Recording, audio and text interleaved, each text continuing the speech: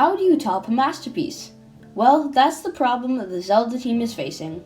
Breath of the Wild was nothing short of amazing. Its world, story, and characters all fit in perfectly together to make one perfect game. So it's hard to believe that such a game could be topped. Well, today, I'm here to tell you that it is possible. As great as Breath of the Wild is, it has so many things that people genuinely don't like. Can those things be fixed? Well, I believe so. And that is what today's video will be about. How could Tears of the Kingdom surpass its predecessor, Breath of the Wild?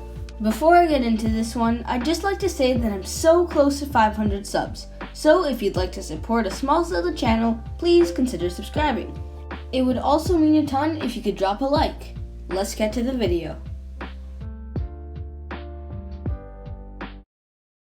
Breath of the Wild kind of broke the traditional Zelda formula. This angered many longtime Zelda fans, because these players are used to more linear, story-focused Zelda games. Breath of the Wild was a game that didn't make you feel pressured by the story, like Majora's Mask. Instead, it was a game that made you go at your own pace. And in Breath of the Wild, the story wasn't the primary focus, unlike every other Zelda game. Exploring was. In a way, this was kind of genius, because the player could do whatever they wanted, whenever they wanted. Just that made the game last as long as it did. Nowadays, when I play Breath of the Wild, it's purely just to explore, and when I want to, I complete the story. I love this, but at the same time, I shouldn't be putting things before the story, because the story should always be the primary focus, in my opinion. You can agree or disagree with me on this one, but I truly believe that if Tears of the Kingdom can put the story first and exploration second, it would make for an almost perfect game. If you're one of those players who in Breath of the Wild put exploration above everything, don't worry, because with Breath of the Wild's already massive world and a whole new sky area to explore, I can assure you that the story won't bother you at all. Next up is the final boss. Breath of the Wild's Calamity Ganon was one of the worst bosses in the Zelda series to date.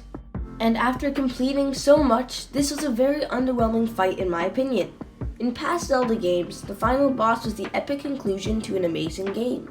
Before Breath of the Wild, the final boss had meaning to it. The boss made you feel like you had to beat him, not just for all the hours that you put in the game, but for the sake of a satisfying conclusion. And all of the 3D Zelda Ganondorfs made you feel this way. Like in Ocarina of Time, Ganondorf took over your homeland, killed the Great Deku Tree, and made everyone suffer. In Twilight Princess, he was a mastermind plotting everything from the shadows, and this led to the Twilight Invasion. And in The Wind Waker, he kidnapped your sister and terrorized you until he put an end to him, once and for all. Sure, in Breath of the Wild, he wiped out basically all the Hylians and devastated the land, but that didn't mean much to me because I didn't experience it. What he did was only shown through memories and characters you talked to. But in past games, you went through these events. You saw what happened, which made defeating the final boss so much more satisfying. Knowing what Ganondorf did in prior Zelda games, Tears of the Kingdom's Ganondorf is shaping up to be an amazing villain, and I can't wait to defeat him. That's it for today's video. Do you think Tears of the Kingdom will surpass Breath of the Wild? Tell me in the comments. Well, I put so much effort into this one, so please, if you're not already, subscribe to help me reach 500 subs. Thanks so much for watching, and I hope to see you in the next one. Botw out.